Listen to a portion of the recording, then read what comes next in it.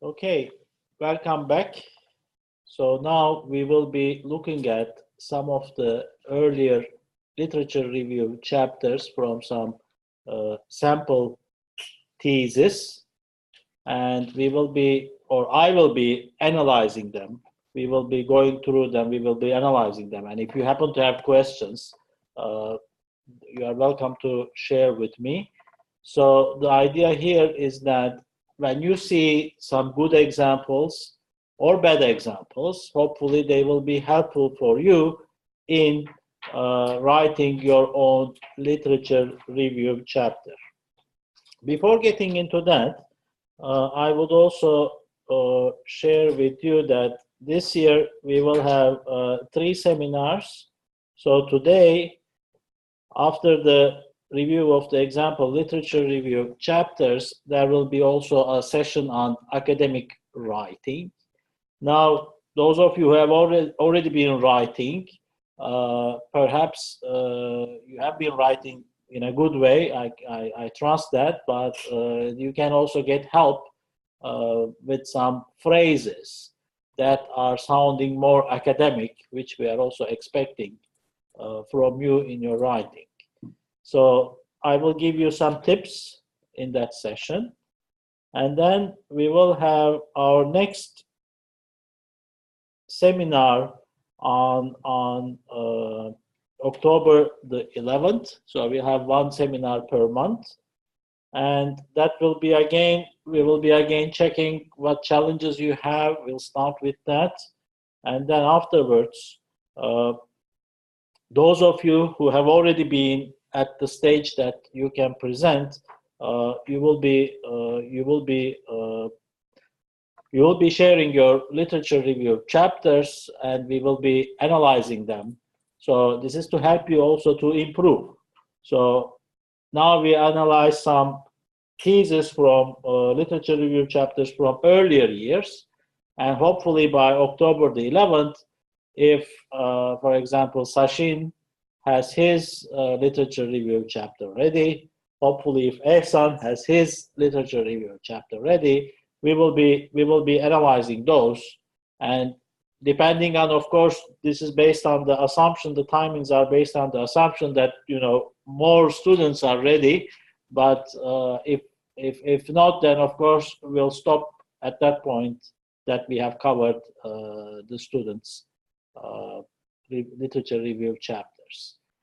That means that, you know, if you have your literature review chapter, it's a good opportunity for you to get feedback.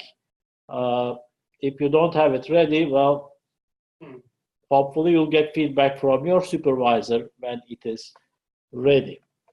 And finally, on November the 29th, we will have the final presentations of your literature review chapters. This is the day that you will also be inviting your supervisors here. So I will get feedback from your supervisors, and if everything is okay, you will earn your credits.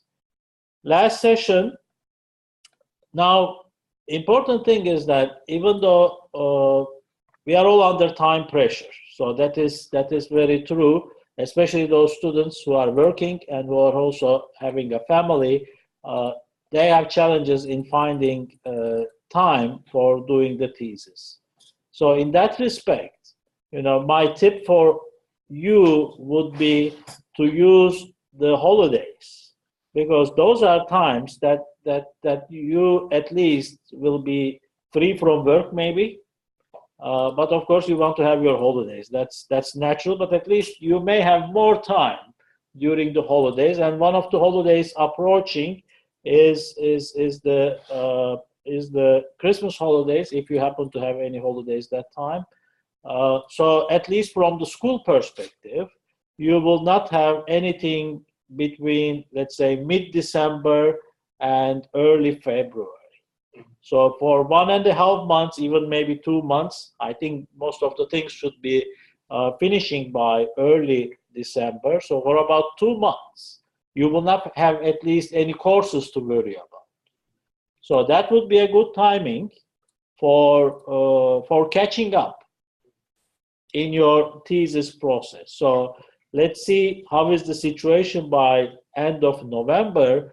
Those of you who have not been at a stage to present your thesis, I highly recommend, because our next seminar will be in February. So from November 29th until February, indeed, you have 2 full months at least. So that is the time that you can even catch up with your literature review chapter. So use that time well. At least you don't have any courses during that time. Use that time well for your thesis.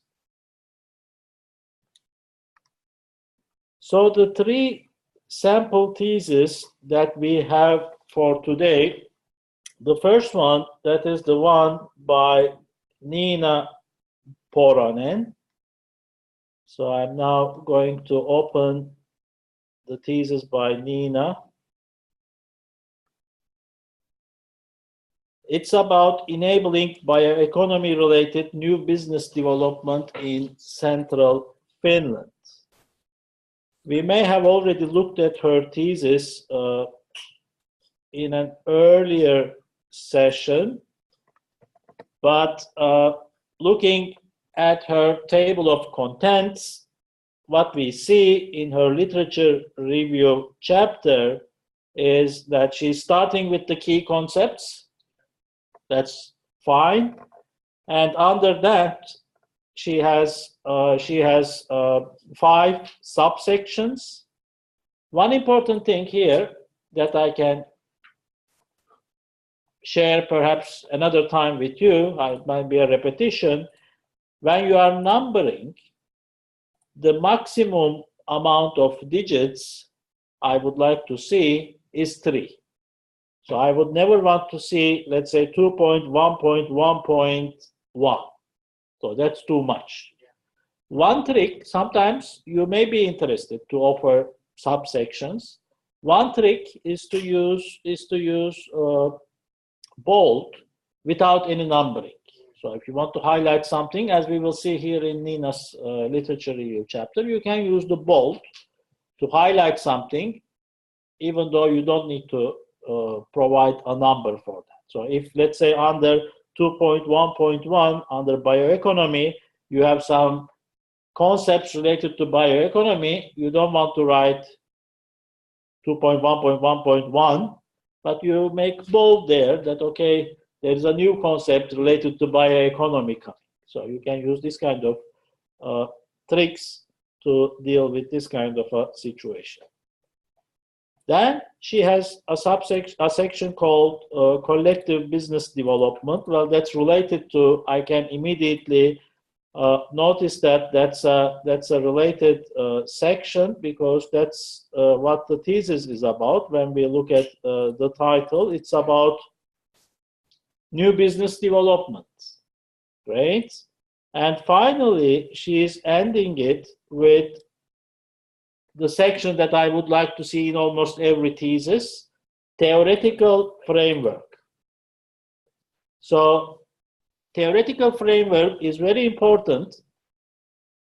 When you end the chapter, you should not only present your theoretical framework, but also, and before moving into chapter 3, you should have at least a paragraph telling about how you will use the theoretical framework in your empirical study.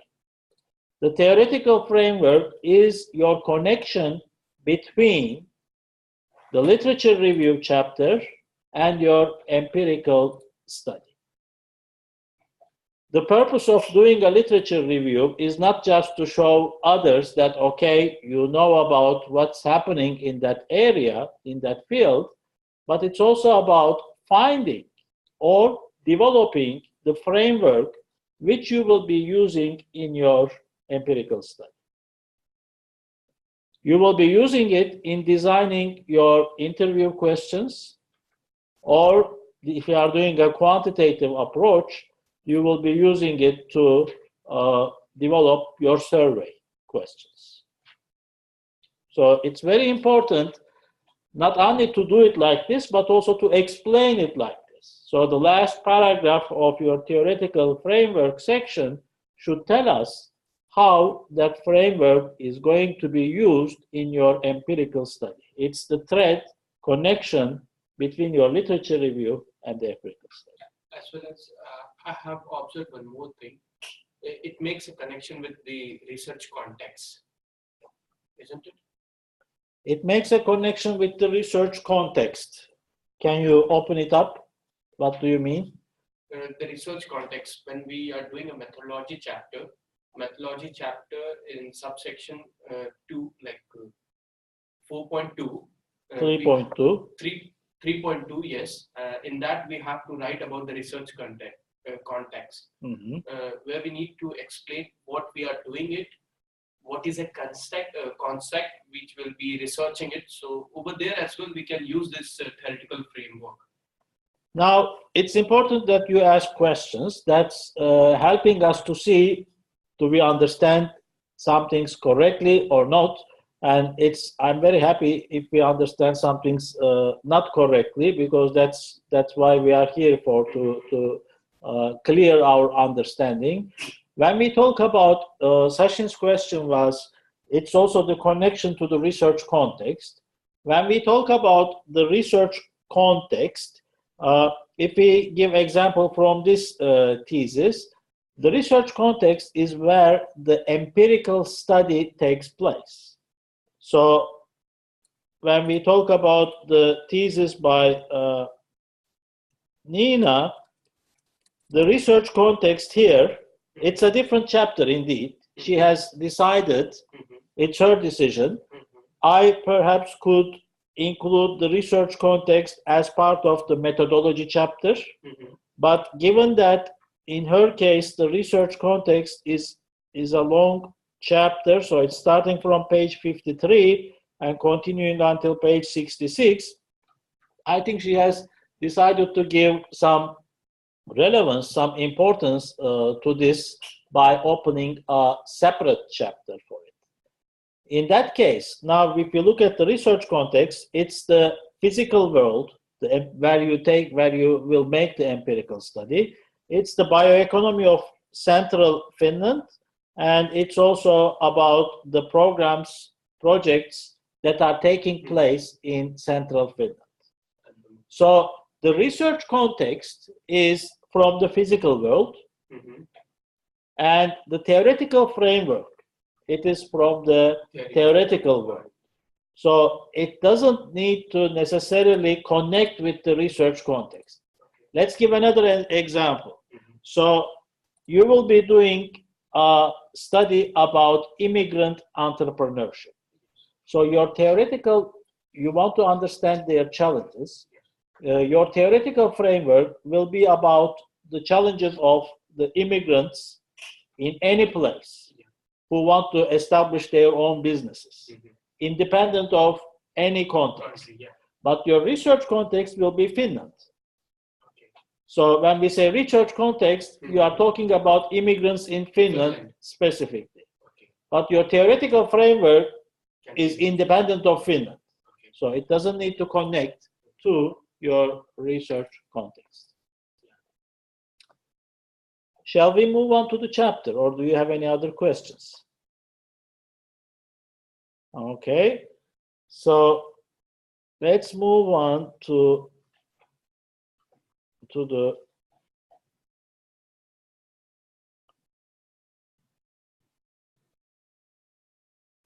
literature review chapter.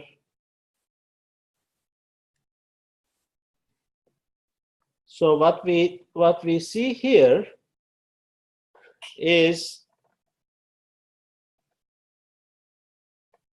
indeed just at the starting of the chapter, what she's sharing with us is what the chapter will cover, right?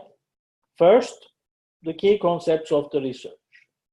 Now, organizing the text in a logical way helps us as readers to read the thesis in an easy way. So that will definitely affect your grade. So when you are writing, think always from the perspective of the reader. Here, when I read the first paragraph, I understand that first the key concepts will be defined, then there will be a literature review on collective business development, and finally, the theoretical framework will be presented. As clear as that. So it's nice to start your chapter. This is not only for this chapter, but for any chapter about what am I as a reader expecting, what should I expect to read there. Then we start with the definitions.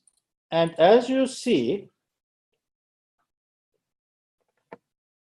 defining bioeconomy, and this can be defining anything that is in your thesis topic, there is not a single definition. So make sure that if there are alternative definitions, this is to show that you have reviewed the literature thoroughly. You should be presenting, even if they may be contradictory with each other, you should be presenting the different definitions of your topic area. And while doing that, it's also good that you share your opinion.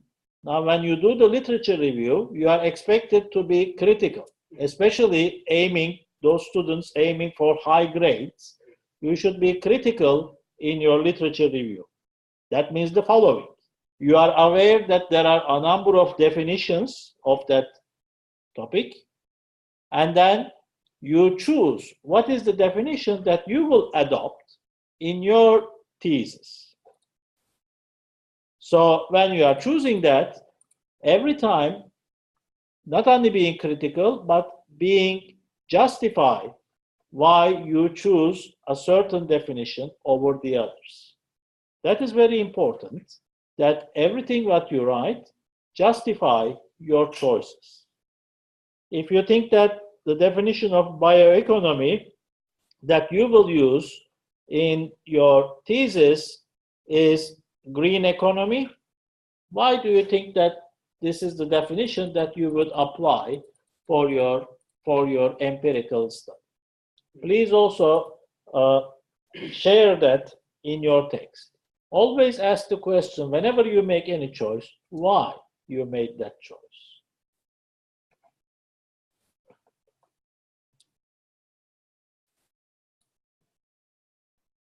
We got some question.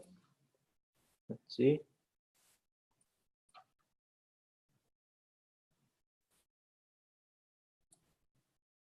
So, Colette has a question. So, Colette, if you can type your question over there, I'll be taking questions and answering the questions. So please type your question over there, and I'll be answering that as I move along. Now, one thing I would like to highlight here is the use of italic. Now there is a definition coming, and let's see how long she's used italic, almost more than half a page. Now, when you use italic, first of all, as you will remember, or if you check from the project reporting instructions, the spacing should be single. It shouldn't be the same spacing like the other text. And I wouldn't recommend that you use the italic for everything. Okay. And especially if something is full page, usually the best places to use italic would be like if you are quoting somebody's saying. So like, for example, if you have made an interview and some specific saying of an interviewee is very important, you find it very important to share in your thesis, then you can use the italic for that quotation. You may also use it for a definition, but then when we look, the definition should be like one sentence. While here, we see that it's continuing, like the green economy can also be viewed as a set of principles, blah, blah, blah, which include all those things. You don't need to have it all in italic. Just a sentence-long definition could be in italic, and that should be according to the project reporting instructions. Don't keep the italic for a whole page, like has been the case in this place. And spacing from the left and right. Well, now you asked about the spacing from the left and right. Yeah. Use the thesis template available at the thesis section of your student intranet. Yeah. That already has taken care of the spacings from left and right, so you don't need to worry about that. So I hope that those of you who have been writing already your chapter 1 and chapter 2, hopefully you started using the thesis template, right? Yeah. Great. I have one question. Question from Ehsan, yes. Sometimes in the thesis you have to mention the definition of some particular, things exact of that definition. For example, you refer to some books or you refer to some exact statements. And then when you put these systems to plagiarism or something like that, they're exact catch at that one. But we do not want to catch it that one because that definition is only referred to the exact book and you have put it some accolade, something like that. Is there any way of need to omit it, that one? Now, Ehsan is asking when you exactly copy-paste a definition from a source, in the plagiarism checking, that will come out. Now, also accolade that is allowed. That is allowed. That is allowed that you can copy-paste. You shouldn't copy-paste. Everything should be in your own handwriting. But there are a number of exceptions where you can copy-paste. And definition is one of them. Quotations from some certain person that you really would like to share is another. Legislation that you would like to share is another exception. So whenever you are copy-pasting a definition, make sure that you cite. Don't leave it without any citation. So make sure that, like for example here, European Environment Agency. So there is the citation. Perhaps what is not right here, if this is a word by word, page number. Word, exactly, great session. So if you are copy-pasting exactly word by word definition, or exactly a figure, or exactly a table from another source, make sure that you have also the page number there. And one more thing I would like to add. I have seen some of the theses, when they have referred that document, they do mention the date, like May 2016 or 2018, exactly date as well. I have referred on this date, and even the website, because website gets updated and that thing will get like somewhere missed. So they do mention the date. That's in the references list, not in the in-text citations. And there as well as in the reference, both the places. So in the in-text citations, they put also the website? No, not website. In the reference. Sorry. In the references, yes, but not here. If it's an electronic source, of course, in the reference, you also mention the date that you retrieved that electronic source. That is very important because if, let's say, after 1 year, somebody clicks that link and it doesn't exist. So when did you access that? That's you need to write there. Okay. It's not there forever. And one other thing, sorry, in the citation during the texts of the methodology, can we use hyperlink for that one or no? We just have to cite it at a number to the reference, and reference should be hyperlink or something like that. Because it's exact word you're using like that, and you have some link in it, you can use it directly, or you can use it if you are able to do that. So in your Word document, the references and the citations you can link to each other.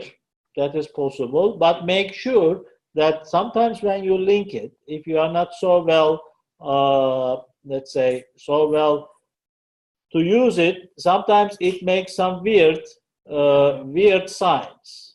I am not a favorite of that, you know, so if you trust yourself, you are welcome to use it, but I have seen with some students that it makes some weird, you know, exclamation mark. Sometimes it doesn't, you know, the link is broken or something. So make sure that you are good in using that. Okay, thank you. Let's also take the question by Colette.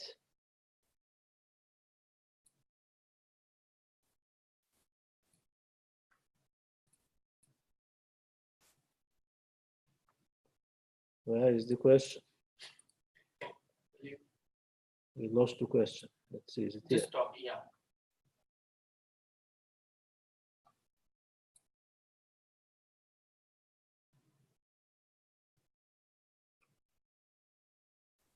See that? Is it here? Yes, it's here. Oops.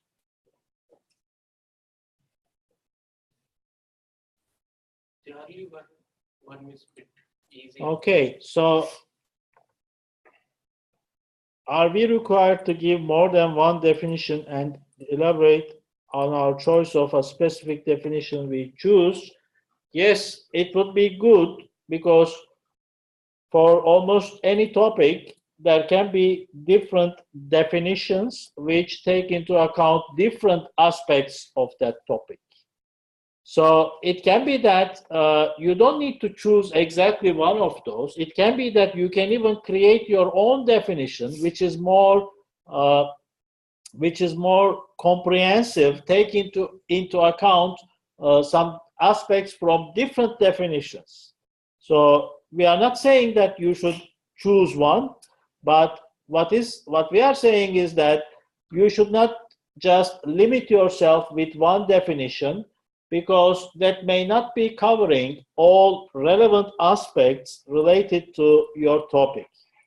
So a proper literature review would necessitate you to be aware, and being aware means that you share in your thesis all the possible, or let's say important definitions of the concept that have been provided by the leading researchers in that field.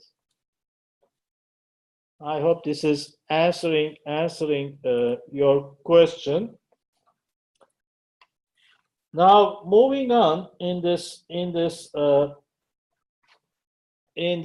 chapter, again under 2.1.3, we see a very long use of italic. So italic you would be using to highlight something. And then if you use it for a long, it's difficult to see what is important and what is not important. So here, the whole page in italic. Don't use it for anything. Use it sparingly for really, really important things that you would like to share. Remember, I was suggesting earlier as a tip the use of bold. So here under section 2.1.3 clusters, there are many concepts related to clusters that she wants to define. And those actually do not need a lot of space. So I could imagine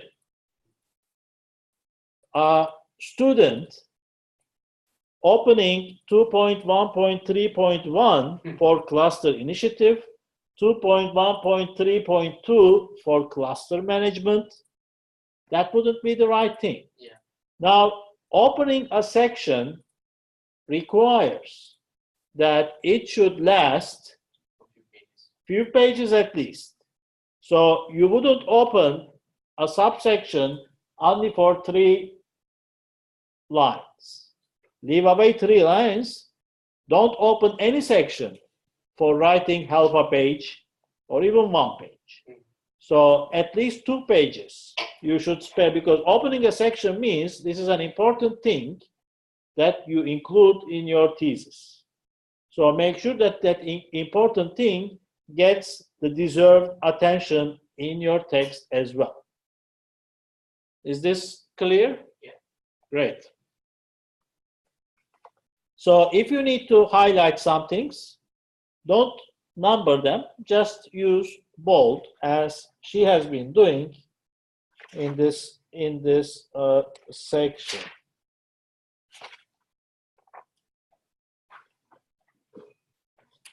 Now I move further to page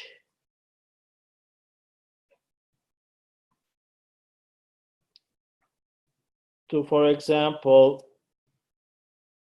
figure 3. Now, whenever you are taking a figure, this is a figure that has been copy-pasted directly from the source. Has it been cited correctly? Yes. So there is the authors, the year, and the page number. That's great. Now, when you have 3 authors, the first time you cite that source, it's good that you use all the names of the 3 authors. But after the first time, you don't need to repeat all the 3 authors. You only say Sölvel et al. 2003 37. Yeah.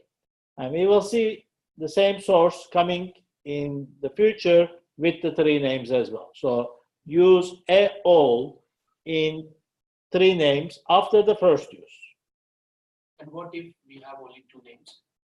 It's always, let's say there is no Lindquist here, Sölvel and Ketters. With 2 names always end. Now one problem here is the caption.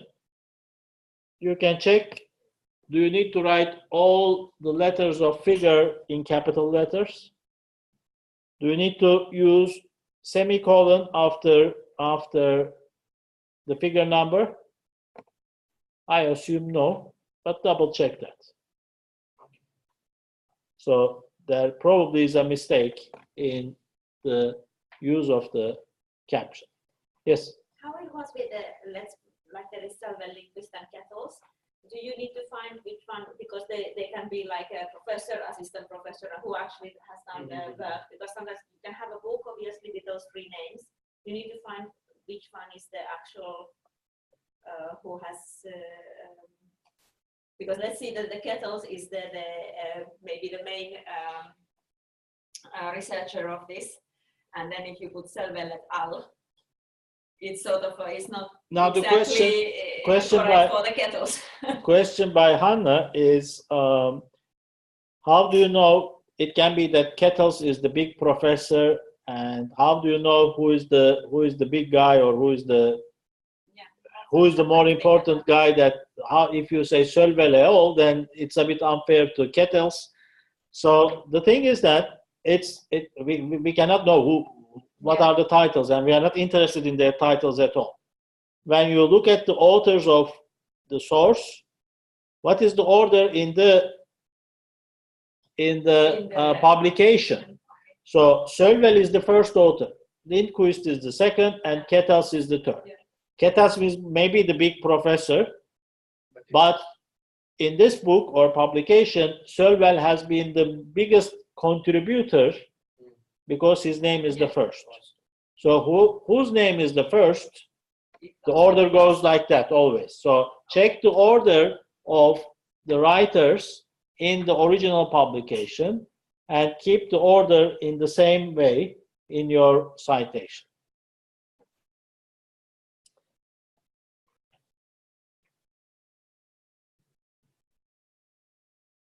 Continuing further, there is this kind of a figure. Now, I raise question marks. I mean, these are maybe trivial things. I raise question marks about, okay, why do you have so big space between this and the figure? You shouldn't have such big space. sometimes it may mislead the readers to think like, oh, is this student trying to fill space to make it look big? So that is the first thing. And the second thing that raises question in my mind is this a figure or a table? Important to remember, if it is a figure, then the caption should be below the figure always. If it is a table, it's always above the table. So keep that in mind. They are not always below the item. It's below the figure, but above the table. That is important to remember.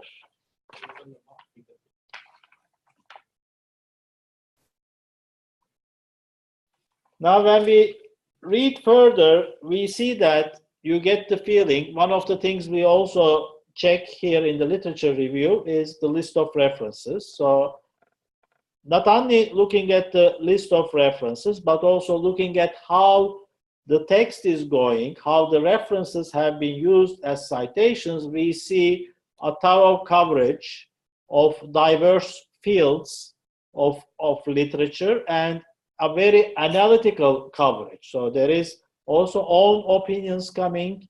The sources have been used in a nice synthesized manner. We do not see one citation for 3 pages and then another citation for another 3 pages. We see a good mixture of citations, and that's what we are after for an analytical good synthesis. So these are very good points about this chapter.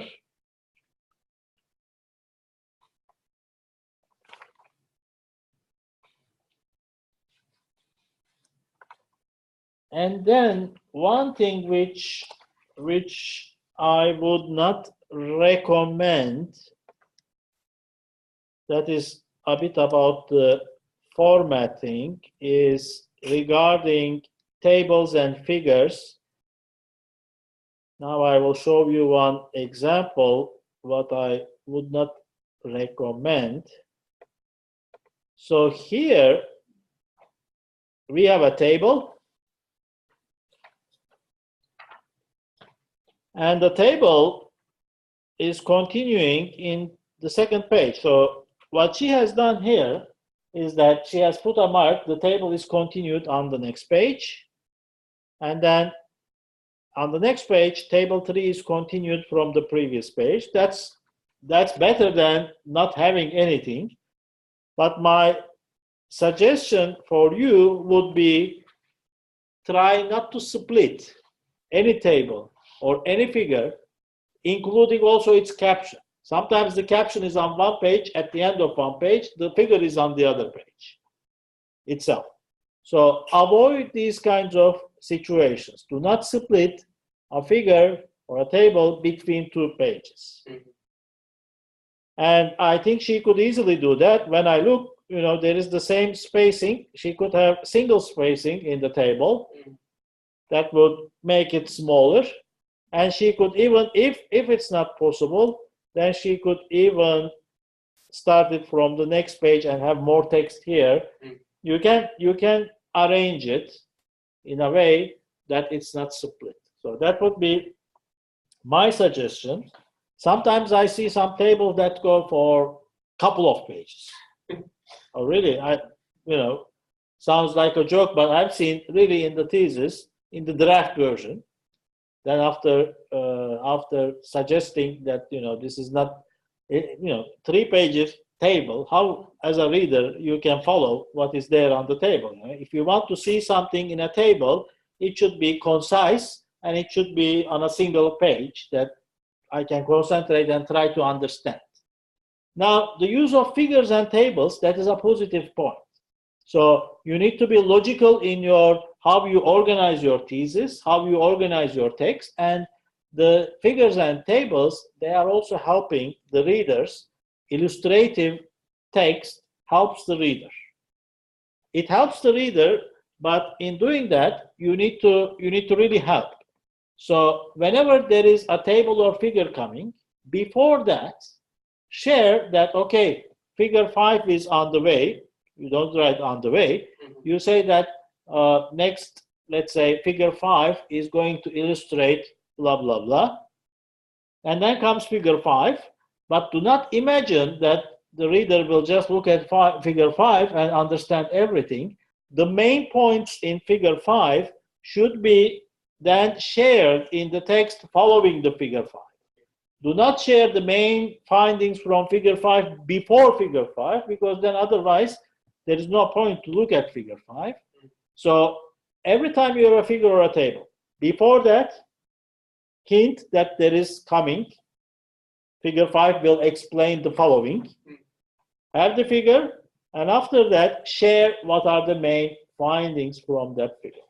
Okay?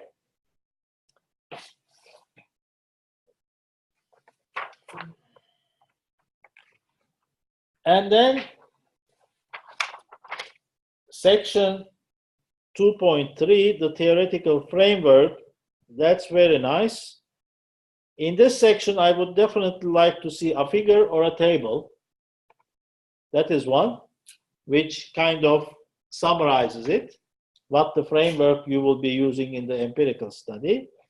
And also a paragraph at the very end, how you will use that framework in your empirical study. That is very important because it links the chapter with your empirical study. Here we have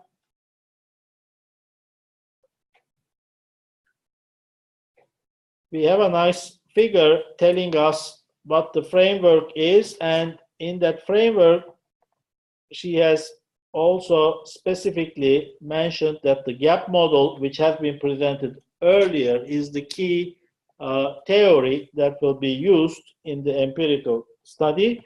And that last paragraph, which I have been trying to tell you is the paragraph that we see in this thesis. So collective business development is examined within the field of bioeconomy in central Finland. That's the context. The key concepts, blah, blah, blah, are defined in section 2.1. Hypotheses were not stated for the research, as the research is not about testing theoretical hypotheses. Okay. The theory in the research, the gap model, is used practically. It is used in defining what to look from the data, identifying ways to bridge the cluster internal and external innovation gaps between the different organizational groups within the cluster. Well, you can think about the language could be better, but this is kind of what we are after, that she will be using the gap model for what purpose in the empirical study in the research context. So that is kind of a closing paragraph which summarizes what we will do next with that framework. So that was the first. We have two more, and let's go immediately to check out the literature review chapter by Liisa, Majamäki, and this is about mastering disruptive innovation, troubleshooting for Finnish high-tech startups. Let's have a short look at the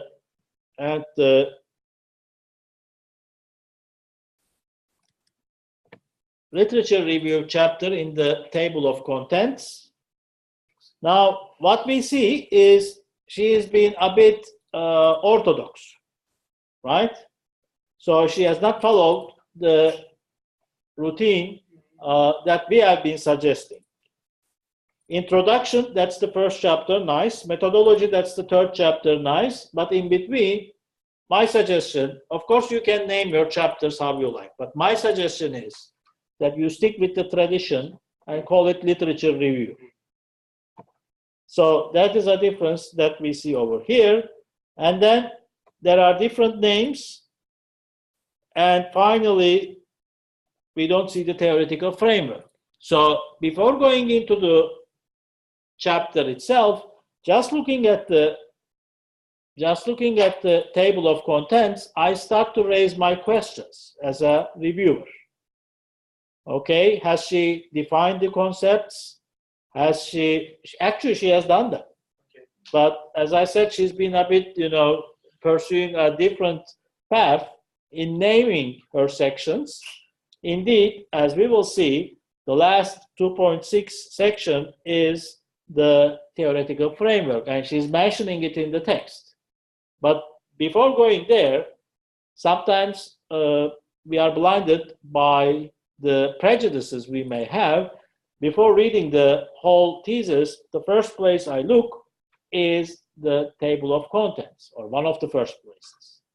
And there, as the thesis committee, we can think about, okay, has this literature review chapter been organized in a logical way?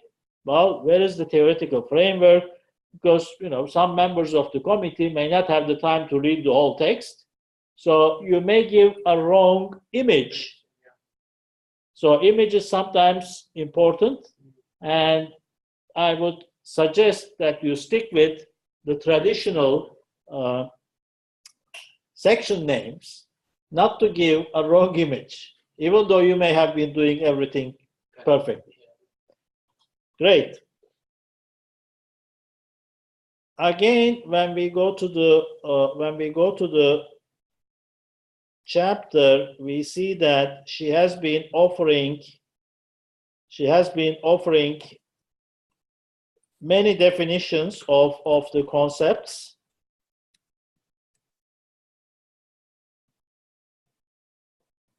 So here we see the first definition coming over here, and then comes another definition for innovation. So it's good that you share a number of definitions.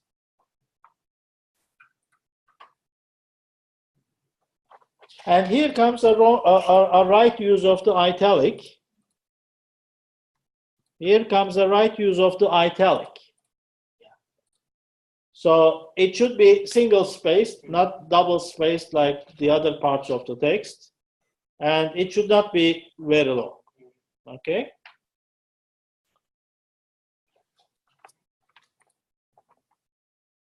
Now, what we see, what we wouldn't like to see, but unfortunately we see here, section 2.1 starts. The first citation is Christensen. Very good. And then Christensen again. Christensen again. Christensen again. 3-4 paragraphs, almost a page long Christensen. So that's not a good synthesis. Even though Christensen is the key leading author in this area, and we are always looking at the same Christensen. This is Christensen 2000. Christensen has also other publications from different years, but she's been sticking for a long time with the same author, same source. So that again raises the questions about, okay, how well she has been able to synthesize the literatures from different sources. And if you are using the same source in a row, the second time you use it, you should use IBID. You remember IBID? So if you say, if you quote from Christensen, the next time you again want to quote from him, you should use IBID. Don't repeat Christensen in a row many times. Okay, let's have a look.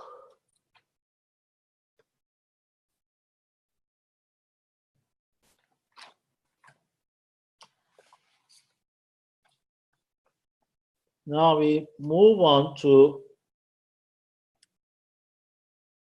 section 2.3. Now this is about disruptive innovations. And then all of a sudden, we see a section called Blue Ocean Strategy. Disruptive innovation is at the heart of the topic of the thesis. Why do we need Blue Ocean Strategy? That is the question I immediately have in my mind. And here we see, so this kind of question in your text, you should answer. And here we see a very nice paragraph in answer to that.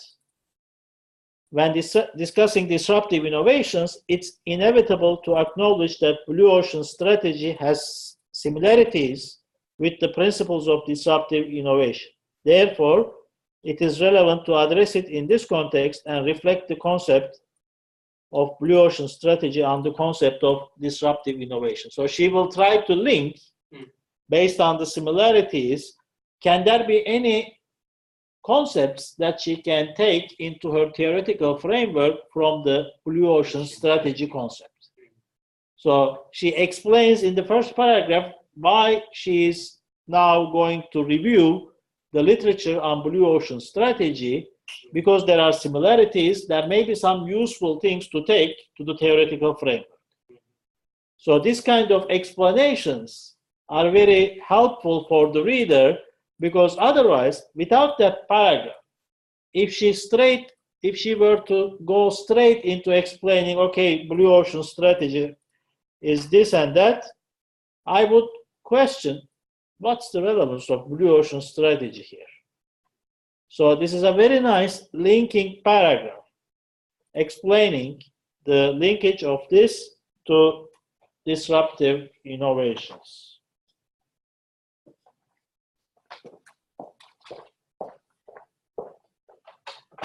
And we see also very nice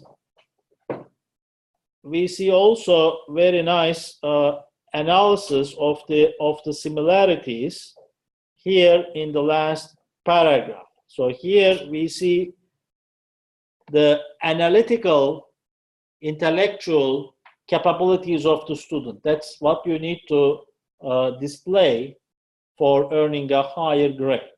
That you are able to think analytically, you are able to combine concepts, compare, contrast concepts in the theoretical world. One thing I would like to raise here is that you should be consistent with the use of your language. Now, she has been talking about disruptive innovation, and first time, all of a sudden, we see radical innovation. But even though we know that they are similar, they are almost the same, radical and disruptive, be consistent in your use of terminology. So if, let's say, disruptive innovation is the terminology that you will use, you may also define radical innovation at some point as your key concept, but then, especially in the titles, I think she's trying to mean here adoption of disruptive innovations. So be consistent with the terminology in your text. Here we see a very good synthesis indeed. When we go over here, there is variation of the literature sources. So there is here this Trott, and then Morris 2009, Moore 2005, Fenen Raskino 2008. So she is synthesizing different literatures. So that's, this is what we are after, what we would like to see in your analysis.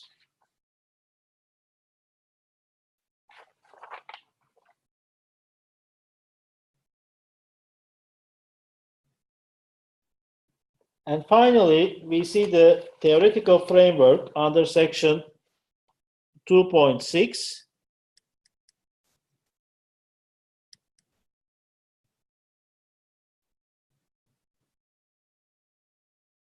So the 5 principles of disruptive technology, and as you see here, even though the title is not theoretical framework, this framework is used as the main theoretical framework for the thesis.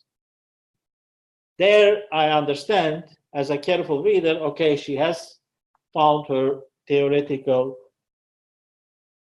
framework.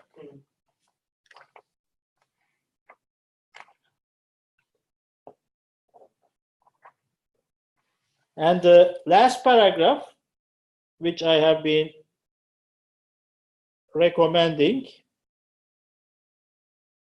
let's have a look at that, is linking the framework to the empirical study. These 5 principles of disruptive technology offer solid grounds for understanding the logic of disruptive innovations. It's possible to explore the challenges faced by Finnish high-tech startups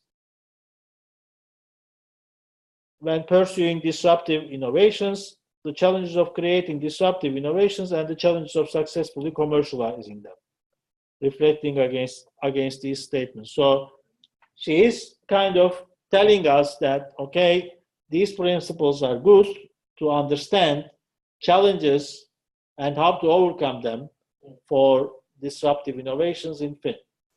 So she presents the framework and ends with a statement that she will use it in her empirical study. Any questions?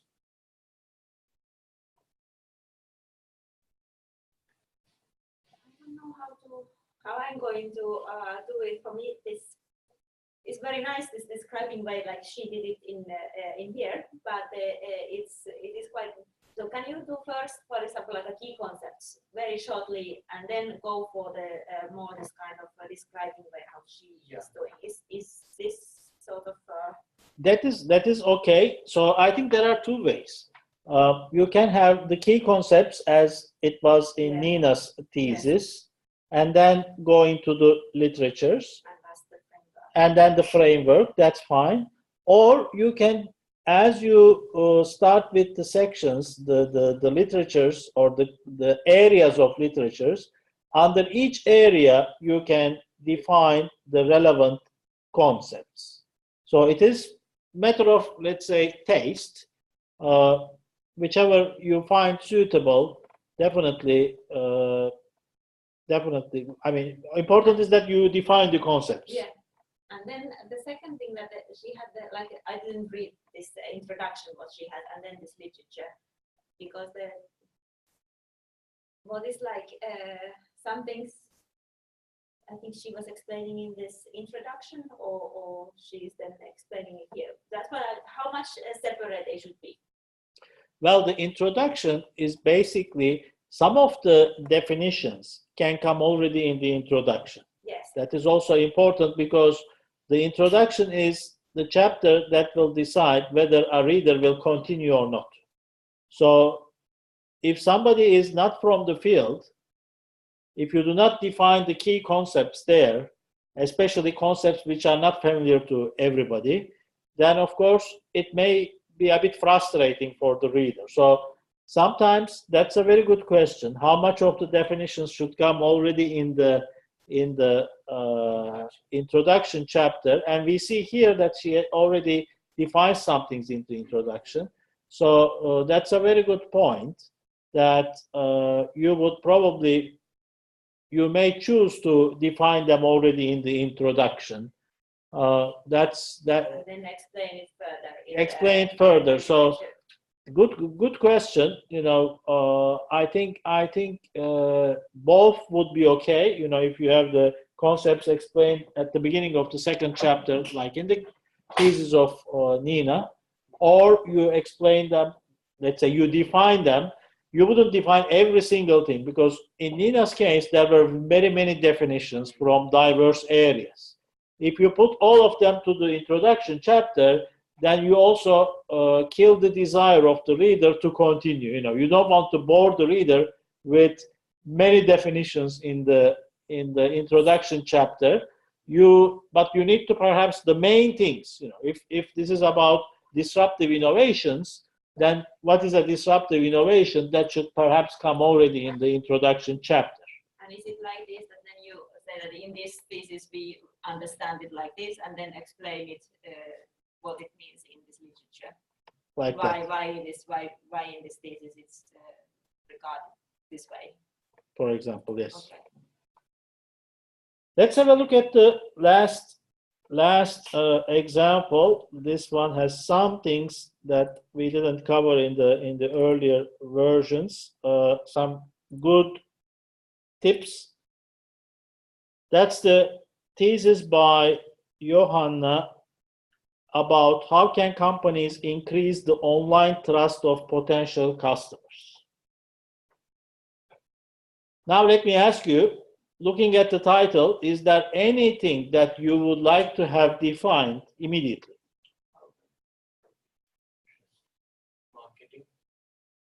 Marketing. Where did you see marketing? Is there any word here that you would like to have defined as early as possible in the text? Companies, potential customer, E-commerce. trust. You want everything to company. What's a company? You want to have a definition of what's a company. Potential customers. Potential customers. You want to have a definition for them? Yes, of course. Potential What customers. do you mean by potential customers? I believe e-commerce. Who will come and buy and pay?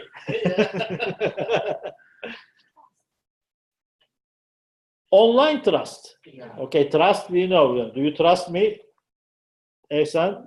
That you understand. But what is online trust, right? So that perhaps you would want to see. You wouldn't want to have a definition for customer. You wouldn't want to have a definition for company. But you would want to have a definition maybe for online trust. So in the introduction, if you are going to define something, you should define online trust. Okay. That may not be obvious to all of us. Okay, somebody in the field of e-commerce may know what is online trust, but if I am not in that field, I may wonder what is online trust. Okay, let's have a look again at the very short look at the table of contents. Now, oh my God, I have question marks raised here. First of all, 7 sections. Oh my God, that's a lot.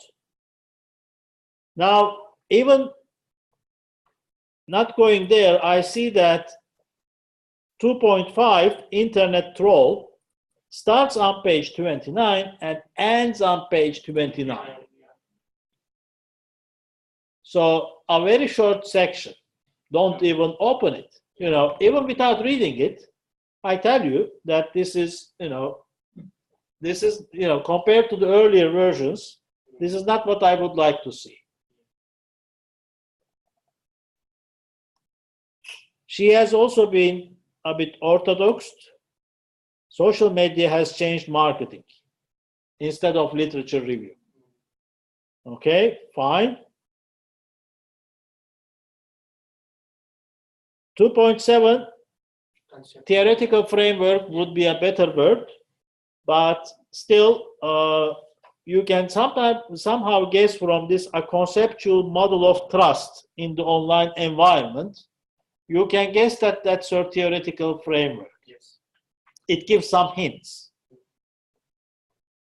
What is problematic here is, now coming back to the title, how can online trust companies increase online trust for potential customers?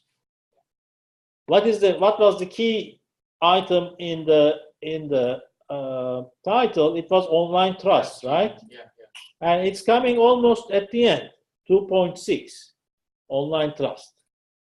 What is all this about? Social media user typologies. So if you are thinking about, you ask yourself the following questions. How can companies, I've been the supervisor of this thesis. Oh my God. How can companies, so you want to increase online trust, right? Okay, what is the meaning of reviewing social media user typologies. Well, maybe there's a meaning. Yeah, these are initial questions. When you go and read, you see that there is a meaning of reviewing that. Is it just only for filling the space? Electronic word of mouth, stealth marketing, internet troll. Oh my God, I've never heard this term, internet troll. You know, so it sounds a bit like, you know, are they about online trust? And in 2.6, only we meet online trust, and then so be careful about, you know, what you are putting in there, and how the reader, well, let the reader be the member of the thesis committee, will think about it. You know, think from the other side of the story.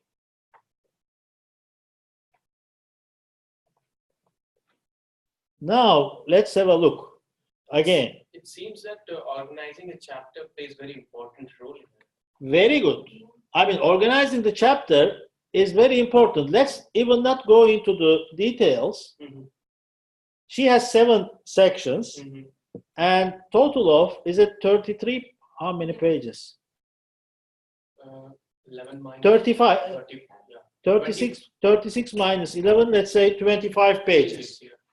25 pages, 7 sections. And look at section 1. How many pages is section 1? Section 1, 10 pages approx. 11 pages.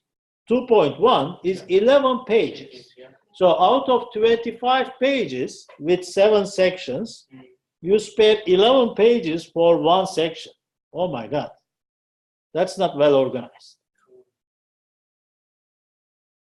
And it's also, I'm again in this introduction, but introduction is in the 4. Is it this way that is, or should introduction be only like 1 or 2 chapters in general?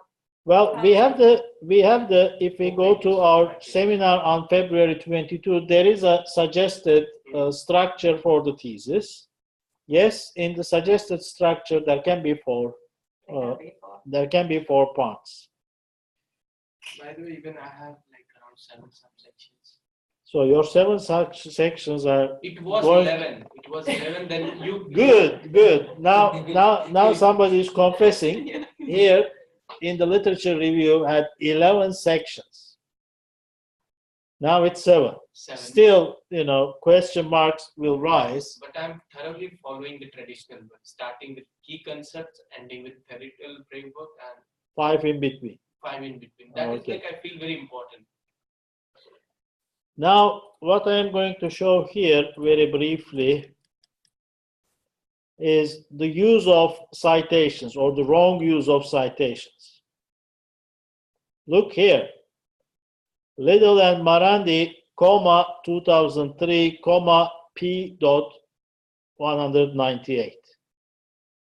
Now, many mistakes here. No comma is needed here after the authors. That is one. No P. No P. Yeah. You don't need any P. And if you have more than one in the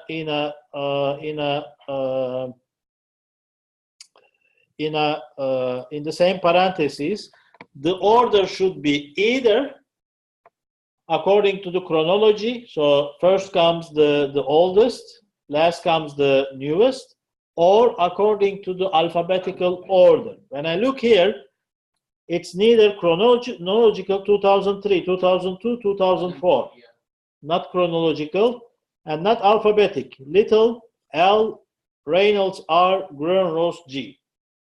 So we see throughout the text that she is not following YAML reporting instructions. One more question. After the year, do we need the comma, right? Between page number and the year, we need a comma. Of course, otherwise, if you don't have a comma, then it sounds like 2,300,000 something. Okay. Otherwise, what we see is that she has made good use of, good synthesis of the literatures. She has made nice illustrations over here. One of the reasons why the first section is long is that she has lots of these kinds of tables and figures. There is good synthesis. I mean, I think she deserves, and we can see it also in the list of references. So those are the good points. But sticking with the YAML reporting instructions is a bit of a failure. And then one thing I would like to highlight here: whenever you are going to refer to a certain figure in your text, you never write figure FOUR. Always the name of the figure is figure and then the digit. So it should be 4 as a number instead of FOUR.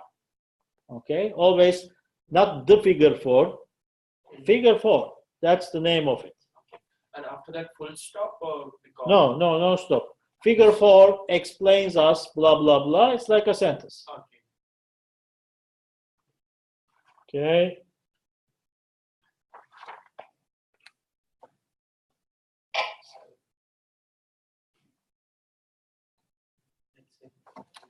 And one other thing that I should highlight over here is the use of abbreviations. Now, this is the right way.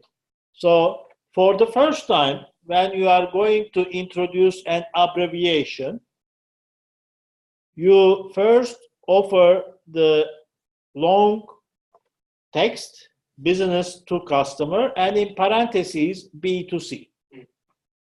Now, offer this kind of abbreviation only if you are going to use that many times. If you are going to use B2C all through your text, offer an abbreviation. If you are not going to use it afterwards at all, don't even make an abbreviation. Okay, that is the right way. The wrong way is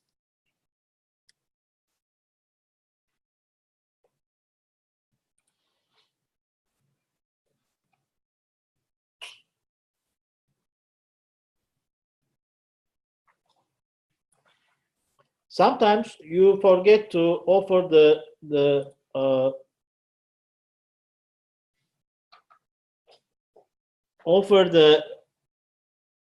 abbreviation. So here, taking place in social is called, this is the first time introduced, social customer relationship management. There is no in parentheses what is the abbreviation, and then starting here SCRM. What is SCRM? We don't know. Of course, you can guess that it is social customer relationship management, but it should be in parentheses next to that. Only the first time, and then afterwards only the abbreviation. And use it only for those that you will be repetitively using in your text. Sometimes what we encounter is the picture brings together. What picture? So it's always figure 5, figure 6, whatever. No picture. Okay. And it's a table, then table. Of course, table, and use the number. Which table? Okay. And also in academic writing, avoid etc., avoid and so forth. Such kinds of sayings I would try to avoid.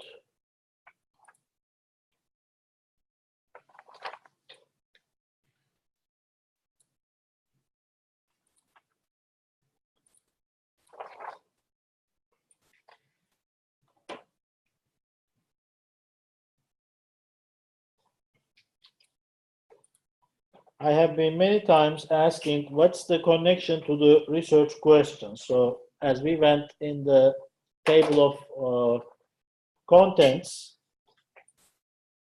there are a number of areas making me ask why they are here. What's the connection to the research question? So have that in your mind, that whatever you are writing there, you are not making a soup. You are not filling space. that they should be relevant to research. And here I more specifically show you in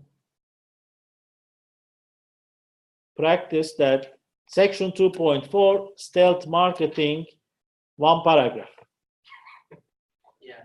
Don't open a section for 1 or 2 paragraphs. So remember, the first section was 11 pages. Yeah. And then 2.4 is 1 paragraph. 2.5 internet troll, it's also 1 paragraph. Okay. So there is a bit lack of organization in the text. And 2.6, finally, online trust. That's what I have been waiting to see, you know. What is online trust? And it's only in 2.6 that we come to hear about that. But then the good thing is that finally we get to the theoretical framework. So there are nice visualizations.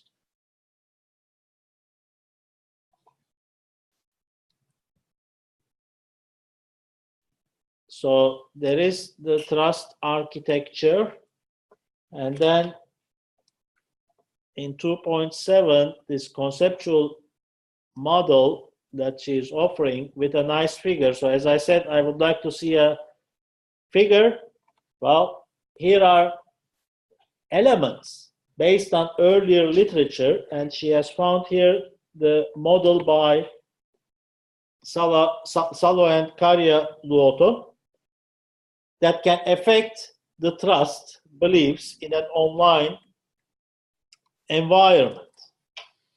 Now again, the consistent usage of terminology, I was expecting about trust, and it says a conceptual model of trust, and then here we have trusting beliefs. What is trusting belief? It's a new terminology. She could use it. She could use the word trust over there. I've been seeing directly belief first time over here. Beliefs, the word. Yes. The first time. So, excuse me. So, if she wanted to explain the trust or belief or these things, should have been mentioned even in the definition of chapter, or no? It doesn't need to mention separate like that. I mean, So what's your exact? I would, as we discussed earlier, I would like to hear a definition of trust and online trust earlier, much earlier, Okay. even in the introduction chapter. So that would be fine. But these things which has been she mentioned here, it's mean it was necessary of these texts to finalize after the readers. So if it's something happened like that, it should be included to that trust online or no? Definitely, it yes. should be separated in another subclass or chapter or something like that.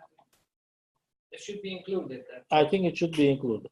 So it doesn't need to mention another number, something like that. Just bold it, trust behavior, something like that, and then. I think so. So good thing, as here at the very end, she is telling us how she will use this framework in her empirical study. That is in the that's in the last paragraph.